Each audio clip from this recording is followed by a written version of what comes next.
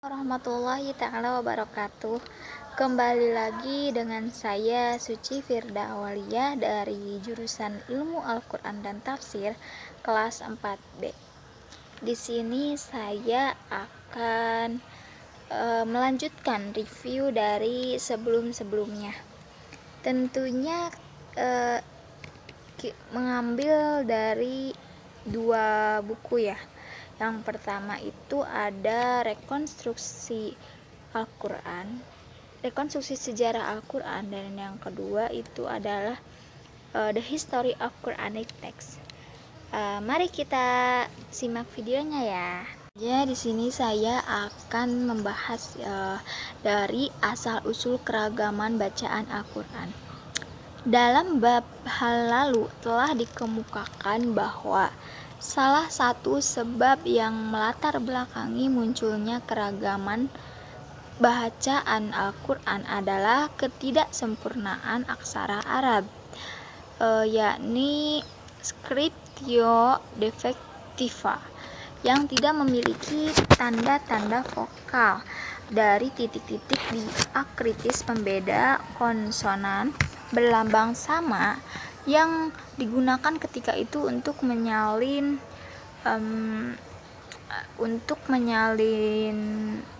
dari titik-titik kritis pembeda konsonan berlambang sama yang digunakan ketika itu untuk menyalin teks Al-Quran. Sekalipun sudut pandang tradisional menafikan asumsi semacam ini, terdapat pijakan historis yang cukup solid untuk mengedepankannya.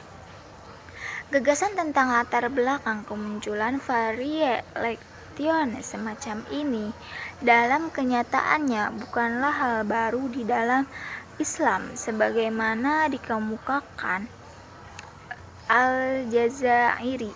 Ibnu Abi Hashim pernah mengungkapkan pandangan bahwa sebab terjadinya perbedaan bacaan dalam tradisi qiraah 7 dan tradisi bacaan di luarnya adalah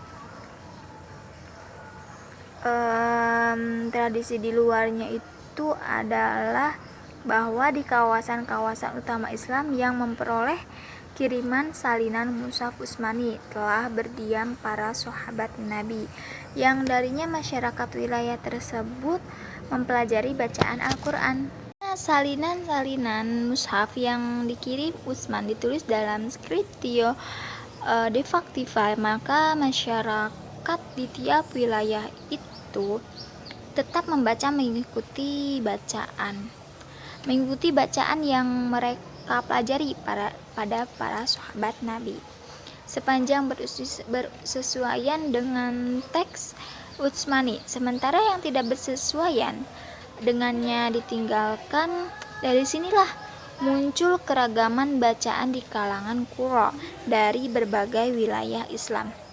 Tetapi menurut sudut pandang tradisional, variae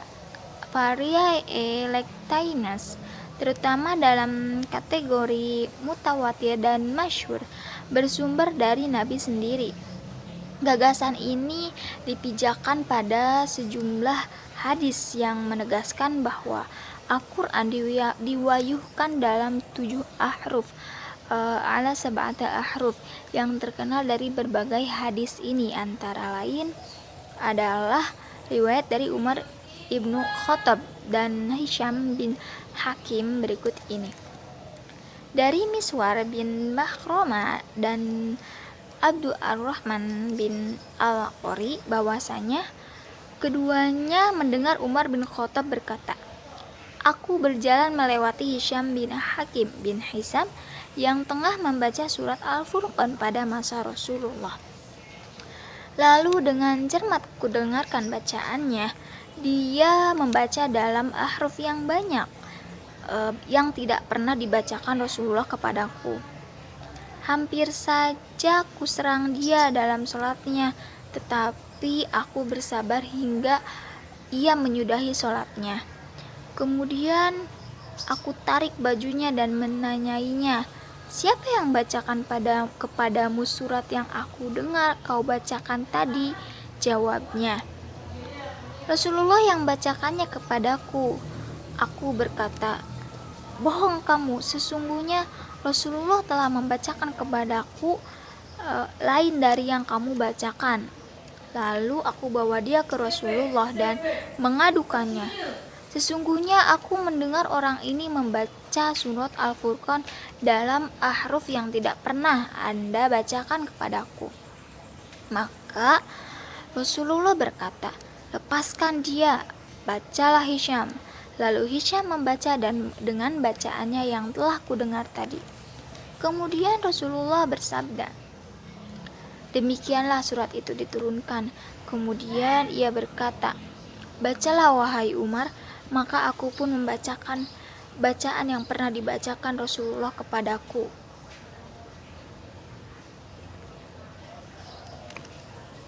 Pula diriwayatkan bahwa Ubay bin Ka'ab suatu ketika mendengar seseorang di dalam sebuah masjid membaca suatu bacaan Al-Quran yang tidak dikenalnya. Ubay menegurnya, tetapi orang lain setelah itu juga melakukan hal yang sama. Mereka kemudian pergi menemui Rasulullah untuk mengklarifikasi bacaan-bacaan yang berbeda, dan Nabi membenarkan bacaan-bacaan itu. Hal ini membuat Ubay terpukul serta berkeringat dingin dan mencemaskan dirinya sebagai seorang pembohong. Melihat kondisi Ubay, Nabi lalu menenangkannya dan bersabda, hai Ubay, aku diutus untuk membacakan Al-Quran dalam satu haraf, tetapi aku menolaknya dan meminta agar umatku diberi keringanan. Kemudian diulangi lagi padaku yang kedua kali, bacalah Al-Quran dalam 2 huruf harfain.